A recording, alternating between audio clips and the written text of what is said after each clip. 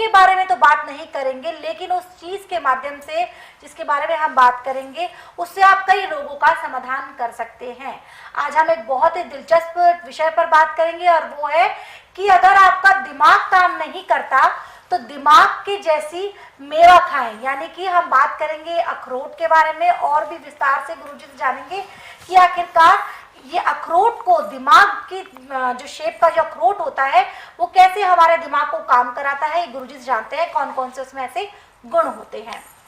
गुरुजी, हम बात करेंगे एक दिलचस्प विषय पर, वो है कि अगर दिमाग काम नहीं करता तो दिमाग की जैसा दिखने वाला मेवा खाएं, यानी कि अखरोट। अखरोट में कौन कौन से गुण पाए जाते हैं गुरुजी, जिस वजह से जो हमारा दिमाग है वो दुरुस्त होकर काम करने लगता है? देखिए बेटा, हमारा जो मस्तिष्क है, दिमाग है जी, उसकी शक्ल और अखरोट की शक्ल एक है। बिल्कुल। जिस अंग को हमें जो चीज़ चाहिए वो फल के अंदर भी वो चीज़ है। अखरोट सर्दियों में यदि आप 2 या 3 अखरोट सुबह खाते हैं जी,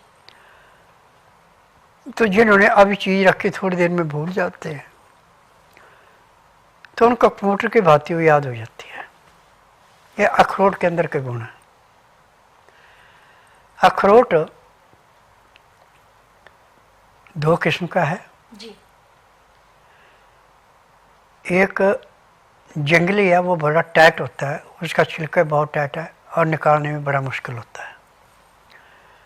एक भुर्ज अखरोट है जो कि आप हाथ में लेके ऐसे भी तोड़ सकते हैं। जी, उसका छिलका बड़ा मुलायम होता है। तो आपको दोनों अखरोटों में से जो भी मिले आप उसको ले सकते हैं। बल्कि आजकल तो ऐसी भी सुविधा हो गई है कि अखरोट की गिरी भी लग मिल जाती है। परंतु एक बात का ध्यान रखना कि अखरोट पेट से टूटने के बाद 1 साल तक ठीक हो रहता है। उसके बाद फिर अंदर से इसमें जो है स्वाद बदल जाता है, तो उससे उल्टियाँ भी लग जाती हैं। अखरोट कभी भी लें तो नया और ताज़ा ही लें, और जो आप अखरोट की गिरी भी लें वो भी ताज़ी लें। पहले टेस्ट कर लें दुकान पे, और जो आजकल ऑनलाइन आप मंगाते हैं उनमें भी बड़ी हेरा फेरी है। आधा माल कुछ और होता है, आधा माल कुछ और होता है। बिल्कुल। तो इस बात का ध्यान रखना। बल्कि सबसे अच्छा यह है कि जहाँ से भी आपने माल लेना पहले माल को टेस्ट कर लें जी, और अपने सामने फिर पैक करवाएं टेस्ट किए माल से। वही माल आपको लाभ देगा।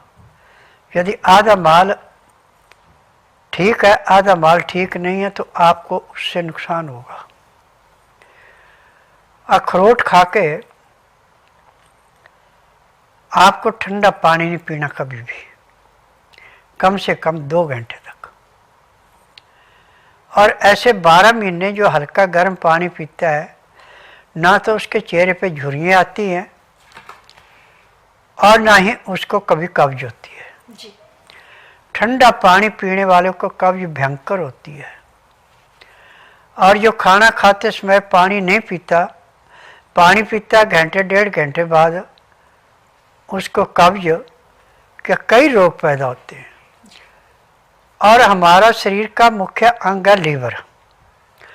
यदि लीवर पूरा काम कर रहा है, पैंक्री इंसुलिन बना रही, पित्ते में तेजाब नॉर्मल, हमें बीमारी कोई नहीं है। जब भी शरीर में कोई बीमारी होगी तो लीवर की पाचन शक्ति कमज़ोर पड़ेगी, पैंक्री इंसुलिन नहीं बनाएगी, खाया पिया पेट में सड़ेगा, जिससे आपके पित्ते का तेजाब बढ़ जाएगा। फिर आपको रोगों की भरमार लगेगी। आर्टिफिशियल चीज़ें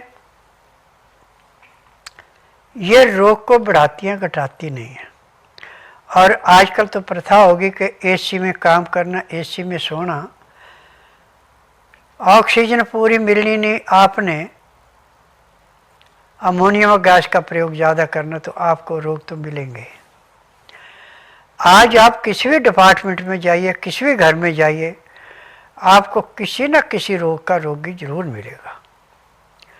परंतु यदि आप नॉर्मल वातावरण में रहते हैं, एसी फ्रिज कूलर से दूर रहते हैं, मैं कहता हूँ आपको किसी डॉक्टर हकीम की जरूरत नहीं, आपको रोग ही कोई नहीं होगा।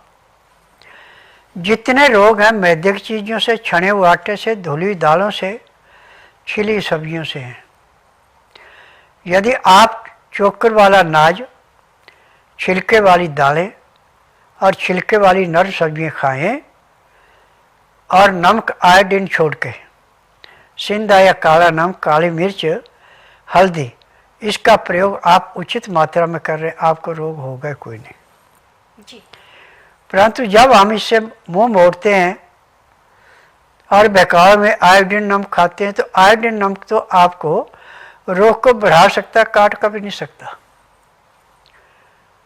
और आयोडीन हमारी सब्जियों में, दालों में, अनाज में, सब में पूर्ण मात्रा में जितना हमें चाहिए, हमें फालतू आयोडीन की जरूरत ही नहीं है। और जो आयोडीन सिंधे नमक में, काले नमक में नेचुरली है, वही लाभ करता है। जो बनावटी आयोडीन मिलाया गया है, ये नुकसान करता है। जी।